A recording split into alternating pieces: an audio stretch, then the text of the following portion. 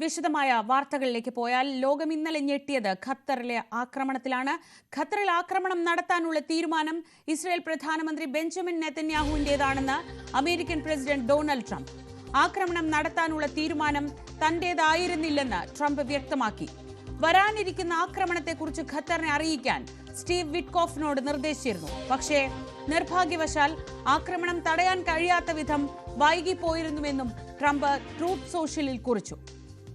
MG Mithun വിവരങ്ങളുമായി. മിഥുൻ, ഇതാദ്യമായി പശ്ചിമേഷ്യയിലേക്ക് കടന്ന് ഇത്തരത്തിലൊരു ആക്രമണം നടത്തുമ്പോൾ അതിന് ട്രംപിന്റെ പിന്തുണയുണ്ടെന്ന് ഖത്തർ സംശയിച്ചാൽ അതിൽ തെറ്റില്ല. കാരണം ഇസ്രായേൽ ഒറ്റയ്ക്ക് അങ്ങനെ ഒരു തീരുമാനം എടുക്കുമോ എന്നത് സംശയാസ്പദമാണ്. പക്ഷേ ഇപ്പോൾ ഇക്കാര്യത്തിൽ തനിക്കൊന്നും ചെയ്യാനുണ്ടായിരുന്നില്ലെന്ന് പറഞ്ഞ് ട്രംപ് കൈയൊഴുകുകയാണോ?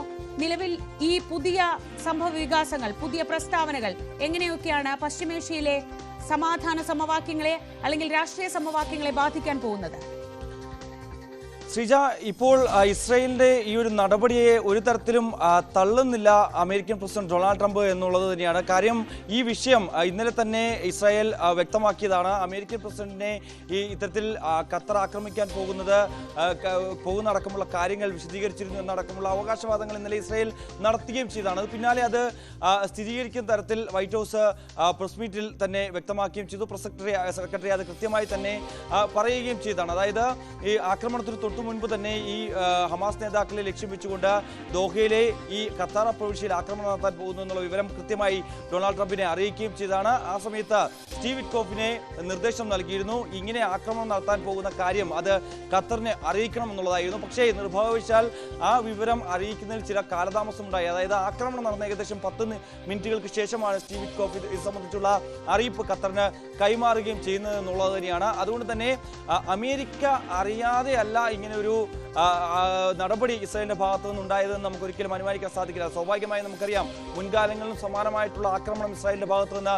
ഉണ്ടായിട്ടുണ്ട്. ഇറാനിലും സമാനമായ ആക്രമണം നടത്തുകയും ഹമാസിന്റെ പ്രധാനപ്പെട്ട ലീഡറിൽ ഒരാളെ വധിക്കുകയും ചെയ്ത പശ്ചാത്തലമുണ്ടായിരുന്നു. അന്നും ഈ രീതിയിൽ തന്നെയായിരുന്നു. അമേരിക്കയുടെ ആശീർവാദത്തോടു കൂടി അമേരിക്കയുടെ പച്ചക്കൊടി ലഭിച്ചതിന് ശേഷം മാത്രമായിരുന്നു ഈ ആക്രമണത്തിന് ഇസ്രായേൽ മുതിരുകയും ചെയ്തത്. പ്രത്യേകിച്ച് ഇപ്പോൾ ലോകരാജ്യങ്ങളൊക്കെ രംഗത്ത് വരുന്നൊരു സാഹചര്യം, അതായത് ഈ ഗാസയിലെ രക്തച്ചൊരിച്ചിൽ അവസാനിപ്പിക്കുന്നതിന് വേണ്ടിയുള്ള ശ്രമങ്ങൾ ഊർജിതമാക്കുന്ന അല്ലെങ്കിൽ അതിനുവേണ്ടിയുള്ള മധ്യസ്ഥ ചർച്ചകൾ നടക്കുന്ന വേളയിൽ അതിനുവേണ്ടി ഈ ഹമാസ് നേതാക്കൾ എത്തിയ അവിടേക്ക് എന്തിനിങ്ങനെ ഒരു ആക്രമണം നടത്തി എന്നുള്ള ഒരു വിമർശനമാണ് ലോകരാജ്യങ്ങൾ ഉയർത്തുന്നത്. പ്രത്യേകിച്ച് അറബ് രാജ്യങ്ങൾ ഇത് സംബന്ധിച്ച് കടുത്ത വിമർശനവുമായി രംഗത്ത് വരികയും ചെയ്തിട്ടുണ്ട്. പ്രത്യേകിച്ച് അടുത്തിടെ ഇപ്പോൾ നമുക്കറിയാം, ഇറാനും ഇസ്രായേൽ സംഘർഷവും നിലനിൽക്കുന്ന സാഹചര്യത്തിൽ കൂടിയായിരുന്നു അന്ന് അമേരിക്ക B-2 ബോംബർ വിമാനങ്ങൾ ഉപയോഗിച്ചുകൊണ്ട് ഇറാനിലെ ആണവ കേന്ദ്രങ്ങൾ ആക്രമിക്കുകയും ചെയ്ത് ആ വേളയിൽ അതിന്റെ ഒരു പ്രത്യാക്രമണം എന്ന രീതിയിൽ ഖത്തറിലെ US വ്യോമതാവളത്തിന് നേരെ ഒരു ആക്രമണം നടത്തിയിരുന്നു ഇറാൻ. അങ്ങനെ ആദ്യമായി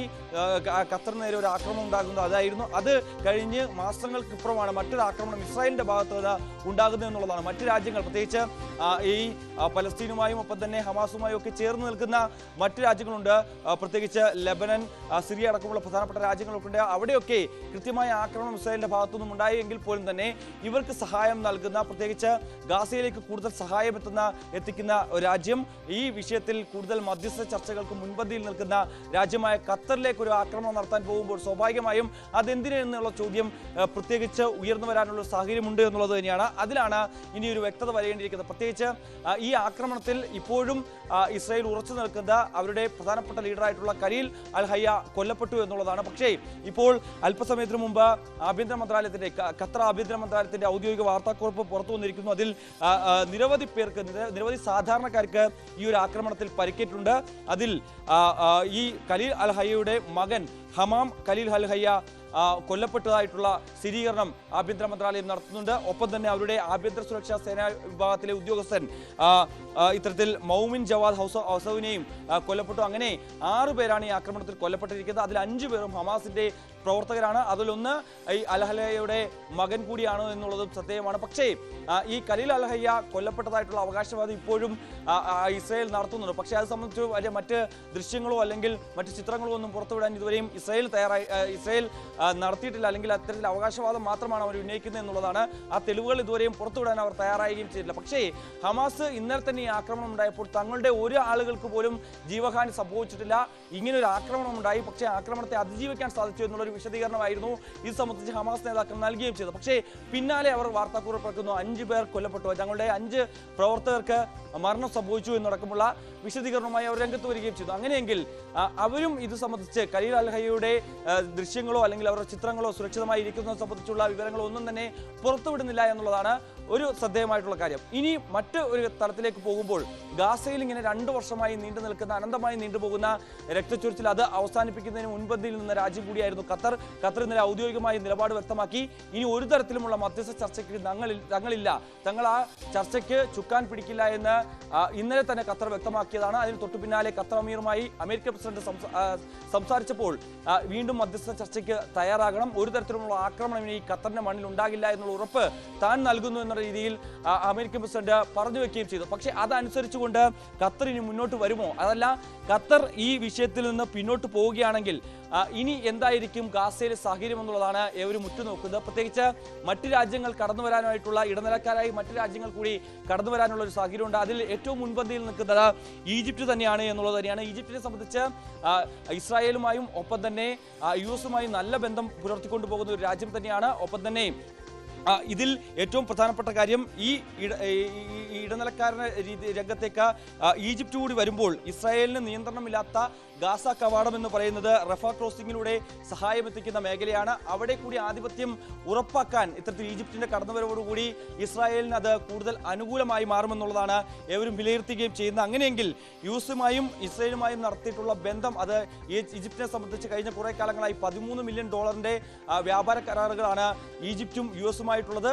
ഒപ്പം തന്നെ പ്രതിരോധ രംഗത്ത് കൂടുതൽ വ്യാപാരം ഇസ്രായേലുമായും ഈജിപ്ത് നടത്തുന്ന ഒരു പശ്ചാത്തലമുണ്ട്. മറ്റൊന്ന്, ഈജിപ്തിൻ നയതന്ത്ര മാർഗം വ്യത്യസ്തമാണ് എന്നുള്ളതാണ്. നമുക്കറിയാം ഖത്തർ എല്ലാവരെയും ഒരുമിച്ച് കൊണ്ടുപോകുന്ന ഒരു നയതന്ത്ര മാർഗമാണ് സ്വീകരിക്കുന്നതെങ്കിൽ ഈജിപ്തിനെ സംബന്ധിച്ച് ഒരു ഈ പൊളിറ്റിക്കൽ ഇസ്ലാമിനോട് വിയോജിപ്പ് പ്രകടിപ്പിക്കുന്ന ഒരു രാജ്യം കൂടി ആയതുകൊണ്ട് തന്നെ അത് ഏറ്റവും കൂടുതൽ അനുകൂലമായി മാറാൻ പോകുന്ന ഇസ്രായേലിന്റെ തുടർ നടപടികൾ സംബന്ധിച്ച് തന്നെയാണ്, തുടർ നീക്കങ്ങളെ സംബന്ധിച്ച് തന്നെയാണ്. അതിന് കൂടുതൽ സഹായമാകുന്ന ഒരു തീരുമാനം. അതുകൊണ്ട് തന്നെയായിരിക്കും സ്വാഭാവികമായും ഈ ഇടനിലക്കാരെ ഒഴിവാക്കുന്നതിന് വേണ്ടി അല്ലെങ്കിൽ ഖത്തറിന്റെ നയതന്ത്ര ഇടപെടലിനെ ഹനിക്കുന്ന തരത്തിലുള്ള ഒരു ആക്രമണം ത്തിൽ ദോഹയിൽ ആ പദ്ധതി ഇടുകയും അത് കൃത്യമായി നടപ്പാക്കുകയും ഇസ്രായേൽ ചെയ്തതെന്ന് നമുക്ക് അനുമാനിക്കേണ്ടിയിരിക്കുന്നു. എന്തായാലും നിലവിലെ സാഹചര്യത്തിൽ ഇനി ഗാസയിൽ എന്താണ് സംഭവിക്കാൻ പോകുന്നതെന്നാണ് അവർ ഉറ്റുനോക്കുന്നത്.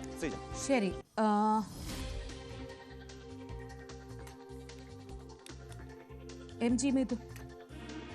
എം ജി മിഥുനാണ് വിവരങ്ങൾ നൽകുന്നത്. മിഥുൻ, അതേസമയം തന്നെ ഇന്ത്യയെ സംബന്ധിച്ച് വളരെ പ്രധാനപ്പെട്ട ഒരു സംഭവം നടക്കുന്നത്